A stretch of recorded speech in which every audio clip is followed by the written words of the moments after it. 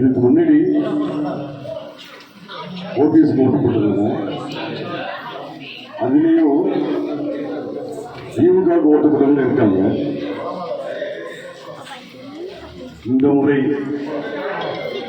உனக்கு தான் சார் தம்பி ஓட்டு, ரெட்டலைக்கா நாங்கள் எல்லாம் ஓட்டு போடுவோம் அப்படின்ட்டு கையை பிடிச்சி சத்தியம் பண்ணுறேன்னு சொன்னாங்க. கிட்டத்தட்ட ஒரு 4-5 இடத்துல ஒவ்வொரு போகும்போது அப்படியே மன எழுச்சியோட நல்லா இருக்கு.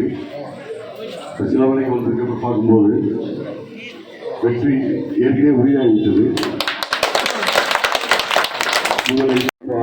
அண்ணன் எடப்பாடியார் வழியில் அம்மா புரட்சித் தலைவர் அம்மா புரட்சித் தலைவர் வழியில் அவர்கள் என்ன சொன்னாங்களோ வேத வாக்குப்படி மீண்டும் நான் அதை செய்வேன்.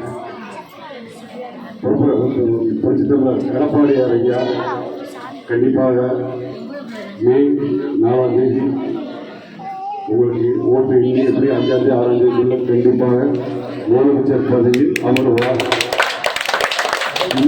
இது நிச்சயிக்கப்பட்டது. எல்லா ஊடகங்கள்லையும் இப்போ சொல்ல ஆரம்பிச்சிட்டாங்க. முதல்ல அண்ணா திமுக தான் போகணும்னு சொன்னாங்க.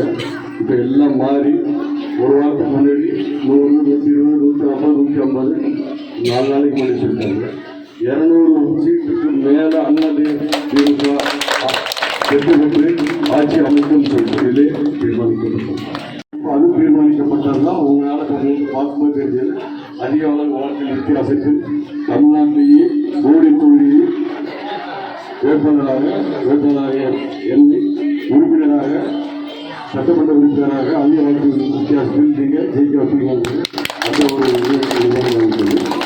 முதல்ல அண்ணன் எடப்பாடியார் முதலமைச்சரானதுக்கு அப்புறம் முதல் கையெழுத்து உங்கள் வீட்டுக்கு 10,000 ரூபாய் இம்மீடியட்டாக எல்லாரோட அக்கௌண்ட்லையும் வங்கி கணக்குலையும் உங்களுக்கு அனுப்பப்படும்.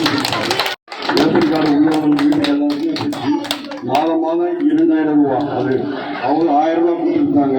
அது எப்போ கொடுக்க ஆரம்பிச்சாங்க? 2.5 வருஷம் கழிச்சு எம்பி எலெக்ஷன் டயத்துல அது கொடுத்தாங்க. அந்த 2,000 ரூபாய் இப்போ அதை அண்ணன் எடப்பாடியார் 2,000 ரூபா ஆக்கிட்டாங்க. எடப்பாடியார் வரவும் முதல்ல அதையும்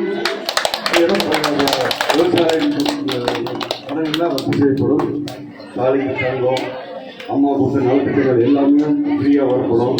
ஸ்கூட்டிக்கு 25,000 மானியம். இதுபோல் அம்மா உணவு பதவிக்கு வரும். ஆட்டோவுக்கு ஃப்ரீயாக 75,000 மானியத்தில் அதுவும் ஆட்டோ வாங்கி தரும். பல திட்டங்கள் இருக்கு.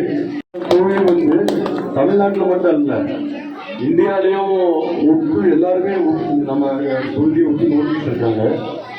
ஏன்னா பெரிய ஜாமாவா நல்ல மனுஷன் சொல்லிட்டு இது வரைக்கும் பேச போட்டுவிட்டு ஆன்மீக செம்மல்வாங்க.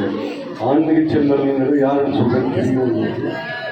ஆண்டவனையே ஏமாத்திட்டு கோடி லட்சம் கோடியை சம்பாதிச்சு வச்சுட்டு உங்களை திருப்பி தேடி வர்றாரு.